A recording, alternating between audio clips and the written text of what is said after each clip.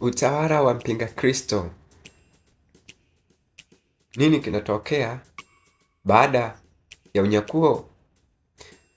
Mpinga Kristo atatawala baada ya unyakuo kutokea, baada ya utakatifu wa Mungu kunyakuliwa. Hii video imetengenezwa kwa ajili ya Wakristo wenye kiu na njaa ya kutafuta ufalme wa mbinguni. Hii video inakuonyesha ni jinsi gani itakavyokuwa baada ya unyakuo. Ilikuwa ni tarehe 17 mwezi wa pili 2014.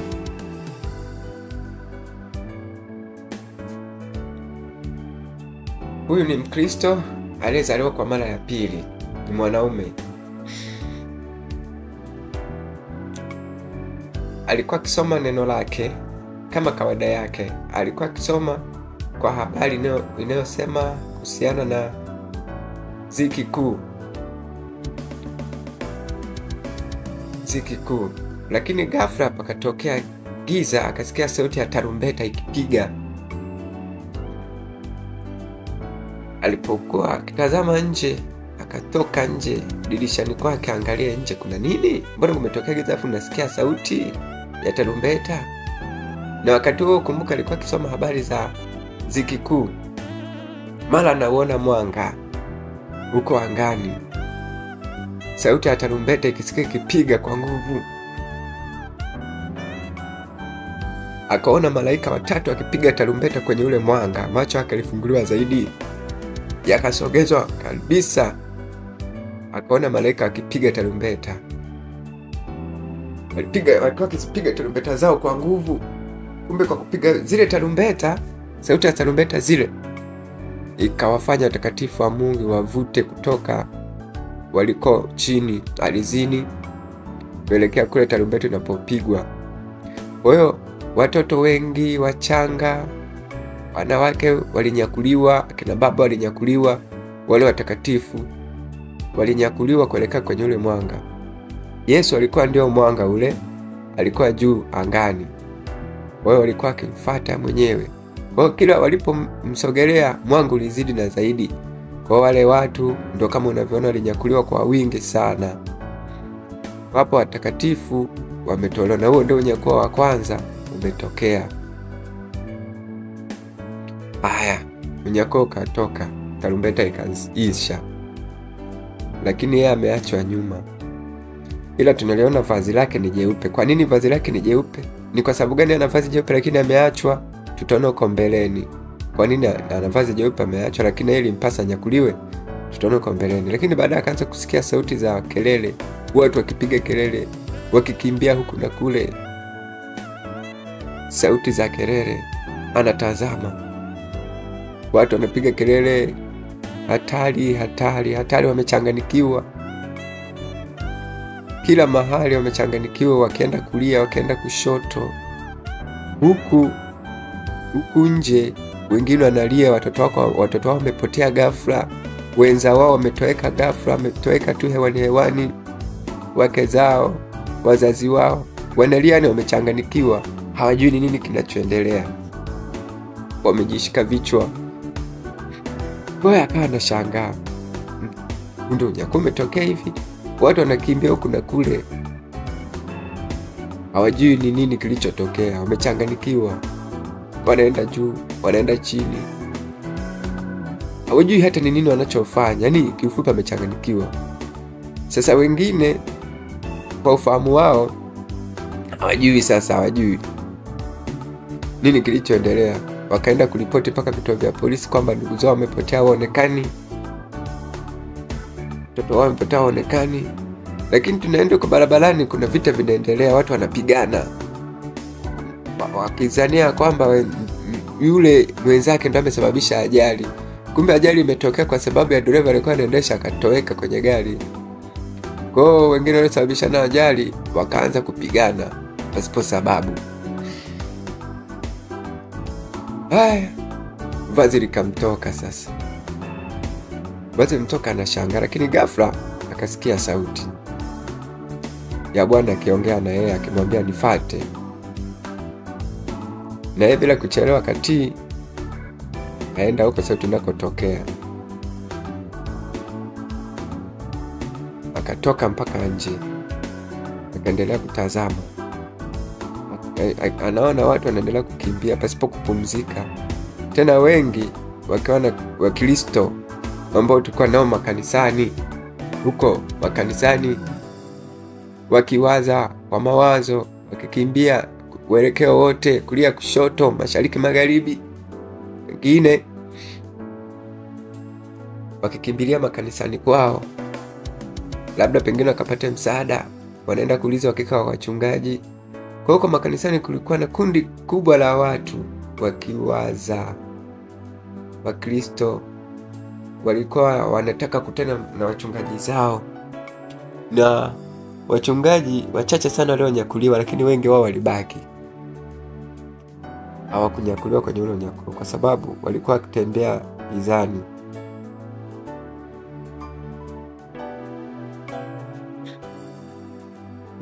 Hili kanisa ilikuwa ni kanisa ambalo yeye alikuwa akihudhuria. Alikuwa akihudhuria huyu Kristo. Sasa huyu tumite jina lake, tumite Paulo Silas. Huyu akafika mpaka kanisani kwake, akawakuta wamo Wakristo wengi wakiwa wamepiga magoti wakiomba kweli kwa uchungu, serious sasa kuliko alivyokuwa akiomba mwanzo. Mpendwa, mnyako utakapotekea utaomba kwa machozi, japokuwa sasa hivi hauombi kwa machozi. Viongozi na wachungaji wao wanawatia moyo wakisema, ombeni, labda pengine Mungu atatusikia, unyako ataurudia tena kwa mara ya pili, labda unyako ataturudia. Wakiomba. Huyu Paulo yeye anawashangaa tu. Kweli walikuwa kiendelea kuomba pasipo kukata tamaa. Ndio maana neno la Mungu linasema kuna wakati mtu atakapolia lakini asisikilizwe. Lakini ghafla sauti ya kipepo ikasikika ikicheka humo kanisani. Shetani akatokea, ndio huyo sasa mpinga Kristo mwenyewe. Akamevaa akiwa katika hali ya binadamu. Anasema, sasa ulimwengu wote ni wa kwangu, ninaweza nikafanya kitu chochote ninachokitaka. Watu wakasimama kumsikiliza. Mtu anayetaka kuokolewa lazima aje kwangu. Ukitaka kuokolewa salama, lazima uje kwangu, kwa sababu mimi ni mkombozi wenu sasa hivi. Kwa hiyo mkipiga magoti na kunisujudu mimi, mtakuwa huru. Pigeni magoti mnisujudu mimi, mtakuwa huru. Mimi nitawasaidia. Kweli Wakristo hao walioachwa wakaamini, tena wakiamini kwamba ndio Yesu. Kwa sababu ukiangalia mtu mwenyewe kweli mavazi yake ni meupe kweli, lakini Yesu hakuja. Lakini baada ya kuinama tu hivi, wakapigwa chata ya mnyama kwenye vipaji vya nyuso zao. Wakapokea alama ya mnyama 666 kwenye vipaji ya nyuso zao. Inatisha mpendwa. Adui akajitawala, akajitapa. Lakini Paulo yeye akashangaa, alikuwa pembeni kidogo, hakuonekana na wao. Alikuwa pembeni ya mlango, na maana pale ambapo alipo Yesu alikuwa amemficha ili asionekane. Lakini viongozi wakagundua kwamba huyu ni mwongo, anadanganya. Walipoona ile alama ya 666 akasema, walijaribu kumkemea ili atoke kwa jina la Yesu, lakini haikuwezekana. Nguvu ya jina sasa duniani haifanyi kazi. Aliwacheka na kuwadhihaki sana. Akisema, nina shida gani na nyinyi viongozi na wachungaji?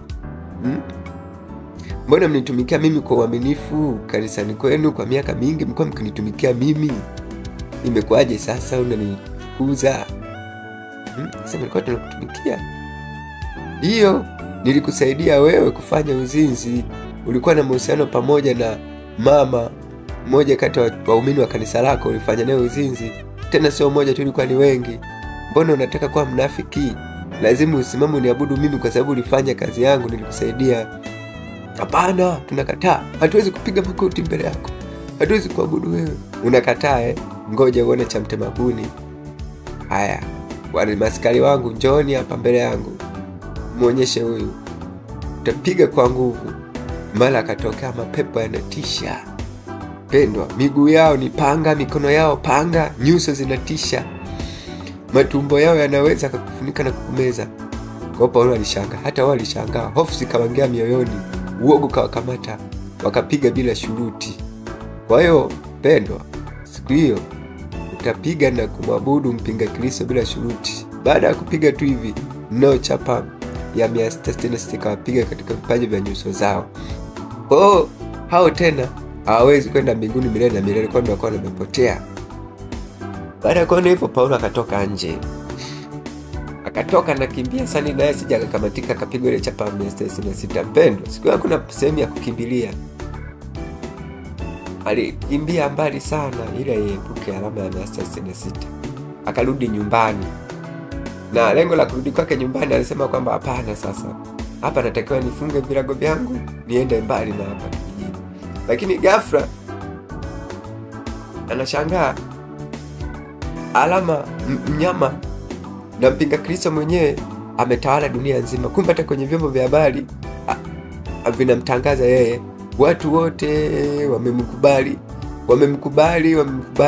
kutawaliwa na yeye. Kwa hiyo kila pande zote dunia nzima wakamkubali. Kwa watu wengi walikuwa na furaha kumuona huyu mwanaume, wakimkubali kwa ndo mwokozi wao. Huyo ndo mpinga Kristo. Wengine wakifikiria ndo Yesu mwenyewe, lakini kumbe sio Yesu. Mbona lidanganywa? Wakisema kwamba huyu ndio mwanaume atakayeokoa ulimwengu, wakishangilia. Lakini ukasema ameshaujua ukweli, yeye anashangaa tu na kushtuka. Chaneli zote za redio zinamuonyesha yeye tu. Akasema sasa hapa ngoja nichukue hela kidogo kwa ajili ya kunisaidia kule nitakakoenda. Kachukua hela, lakini kasha kuchangaza na hela zenyewe zimepigwa alama ya 666 kabadilika. Na picha kwenye fedha ikawa ni sura ya huyo pinga Kristo. Kwa hiyo hela zote na benki zote za kimataifa zikamkubali, zikampiga picha na kumweka kwenye alama ya fedha zake. Kwa kama nilivyokuambia kwamba chaneli zote za redio ni yeye tu alikuwa akitawala, anasikika yeye tu. Kwa hiyo alizuia vitu vingine visifanyike, ili mradi watu tu wapay attention, kwa Kiswahili tunasema wa concentrate kwake tu kwa kumwangalia. Alijaribu kubadilisha kila station, lakini kila station inamuongelea yeye tu, imemweka yeye tu, wamsikilize yeye tu.One jinsi itakavyokuwa hatari. Alijaribu sana kwa remote yake, alijaribu hata kuzima TV kwa remote yake, lakini haikuwezekana. Mitandao yote ilitawaliwa na yeye. Yaani alijaribu hata kuzima kwa remote yake, lakini TV haitaki kuzima. Akaanza kuwaza, sasa nimeisha kweli. Nimeacha nyuma unyakuo. Sina sehemu ya kujificha ndio katika huyu mbaya huyu. Hakika nimeisha. Nifanyeje mimi? Sema kwanza inanisumbua. Mara akashangaa sura yake imebadilika na kuwa sura ya ajabu kweli kweli. Mbona? Na kwa sura ya ajabu kweli kweli. Yaani ndo akazidi kuogopa, kumbe ni pepo. Akatoka na kukimbia mji. Akasema mbona niende mbali. Haya, akatoka bana. Alipokuwa nje, anashangaa Wakristo wengine waliojua ukweli wakijilisha kutoka juu ya magorofa ili wajiue kwa sababu mateso. Akajirusha, tuone sasa kilichomtokea baada ya kujirusha. Alijirusha kwenye gorofa refu sana, kadondoka mpaka chini kwa kishindo kikubwa sana, kiasi kwamba hali zilitikisika. Ikakushangaza, huyu mtu bado ni mzima, hajafa. Ndipo neno linavyosema kwamba kifo kitawakimbia. Huyu mtu akaamka tena. Akaamka kutoka kwenye kifo. Kwa hiyo hajafa, kifo kimemkataa. Unaona? Takavyokuwa hatari. Yaani mtu amedondoka kutokea huko juu, anasikiliza maumivu. Yaani hawezi kupona isipokuwa tu ipokee chapa ya 666. Kwa mujibu wa Ufunuo 9:6 nasema na watu watakitafuta kifo, lakini kifo kitawakimbia. Huyu ameshangaa. Sasa alipoangalia, kumbe sio huyo mmoja, walikuwa ni wengi sana wakijirusha kutoka kwenye magorofa, wakijirusha ili wafe. Ni wengi sana. Aliona watu wengi sana.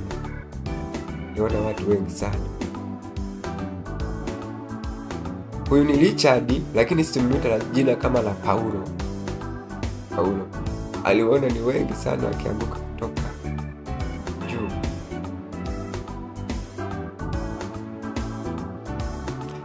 Wengi sana wakidondoka, angalia. Lakini baada ya muda waliamka tena. Ni kama vile alikuwa amesinzia tu. Anaamka, anashangaa, niko kuzimu. Bora kama niko bado duniani. Mwingine anaamka sasa mguu umeumia, anatembea. Wengine walijirusha kwenye vyuma vikawachoma tu, hawajafa. Mbona wanasikilizia maumivu tu, wanajaribu kujiua, lakini wapi, hakuna kifo. Sasa akasema, hapa sipa kukaa, hapa bora nikimbie zangu mbali mlimani. Alienda kweli mlimani. Akasema labda pengine huko huyo mpinga Kristo hatafika, labda huyo mateso hatafika. Kweli kwa alitembea wakiamini kwamba walikumbe walikuwa hapo wengi waliokimbilia milimani. Ndio wanasema hata atakimbilia milima wakiambia tuangukieni, na milima itakimbia. Walienda huko akifidhania labda ndio watapata usalama, lakini cha kushangaza mpinga Kristo yuko kila mahali akitawala. Alishangaa kuona anatokea mbele yao kabla hata hawajafika kwenye ile milima. Unaona? Alizidi kushangaa. Anasema sasa, ninajua mimi niko peke yangu tu, na mimi ndio mnayenitafuta.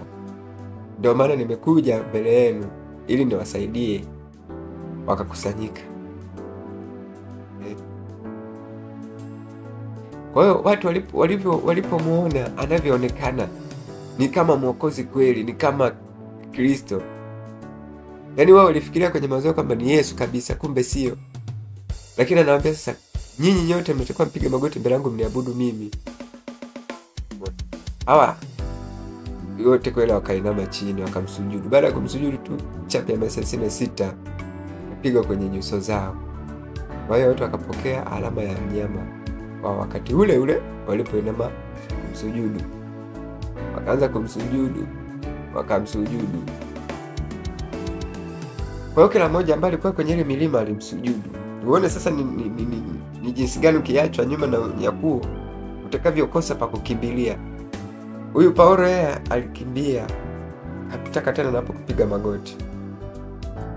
Akakimbia kwenye nyumba moja. Akaenda kwenye kanisa moja. Kanisa kubwa. Hilo kanisa labda pengine anaweza kupata usalama. Alipofika huko nako akakuta Wakristo ambao bado hawajapigwa alama ya 66 kwenye paji za nyuso zao. Walikuwa bado hawajapigwa. Walikuwa wanajificha ili wasionekane mpinga Kristo, lakini yule mtu akimbiliki ni mtu ambaye amepewa uwezo wa ajabu sana. Lakini ghafla makofi yalisikika, piga makofi. Anapiga makofi.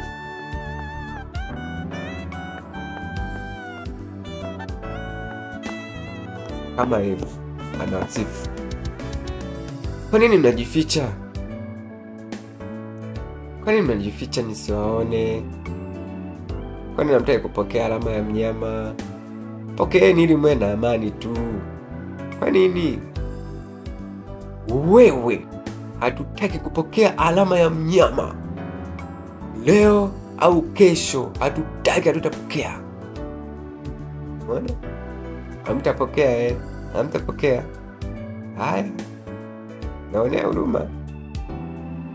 Haya. Aliyeanzisha mgomo akashangaa amekabwa na bonge la pepo. Angalia sikavyokuwa shida. Mapepo yataonekana zaidi kwa kipindi hicho. Yakaanza kumchoma moto kama umpendo, kichoma moto kama hautaabudu. Bora tu nyakulo kwenye ukoo kwanza, mateso mara ya pili hautaweza. Umeona? Kwa hiyo moto uliwekwa kwenye uso wake. Uso kababuka. mpaka fuvu likaonekana. Angalia, fuvu limeonekana. Anauliza utapokea hutapokea? Anasema ndio, nitapokea, niko tayari. Kama amekubali, achana naye, piga chini magoti. Muona kama hivyo mpendwa, kubali, pigwa alama ya mnyama. Wote walikubali kupiga magoti na kumsujudu mnyama pasipokuwa na kupingamizi. Wote wakapigwa alama 166. Tena ni wengi sana na kupigwa alama 166 mpendwa. Ukiona hauna uwezo kuvumilia, bora mtafute Yesu sasa hivi ili akufikishe mbinguni, akunyakue.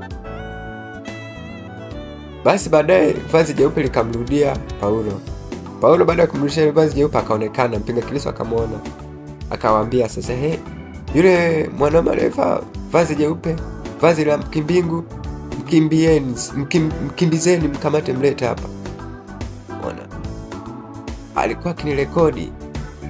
Kimbizeni, kamate. Kwa aliposikia akatoka nduki. Anakimbia. Ila kwa kipindi hicho hamna kuchoka kukimbia. Ina maana yeye alitoa tu nguvu za Mungu kukimbia, lakini kipindi kile wale waabudu shetani ni ngumu sana kuwakimbia. Lakini sema kilichomsaidia alikuwa amejaliwa nguvu za Mungu kwa sababu ya lile vazi alikuwa amelivaa. Kwa speed yake ilikuwa ni kasi sana kuliko wale waabudu sanamu. Na wao walikuwa makundi, walikuwa aina nyingi. Hapa anakutana wengine wenye suti.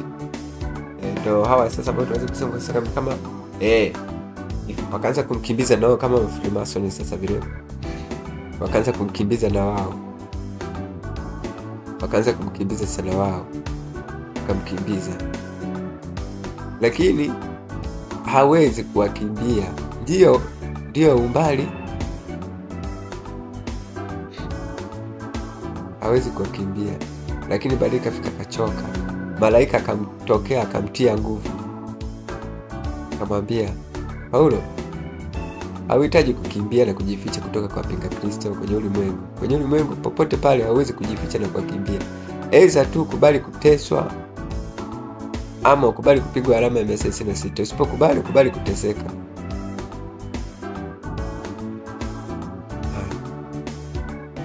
Walitokea mbele yao tena, kama vile alivyoambiwa kwamba uweze kukimbia kwa sababu pande zote wamemzingira. Lakini malaika baada ya kuona ile shida ikabidi amnyakue sasa. Upepo mkubwa wa kisulisuli ukatokea.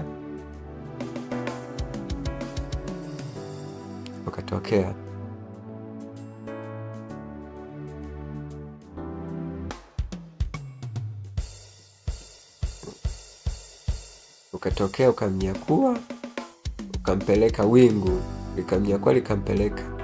Upepo wenye nguvu kamtoa kwenye ule mji, ukampeleka juu hewani, akapaa. Akapelekwa kama ilivyokuwa wale wengine. Lakini Bwana akamwambia Paulo, ambaye sasa sisi tunamwita Paulo na Richard. Paulo, nilikwambia utabaki nyuma kwa dakika chache ili uone ni nini kitakachotokea nyuma.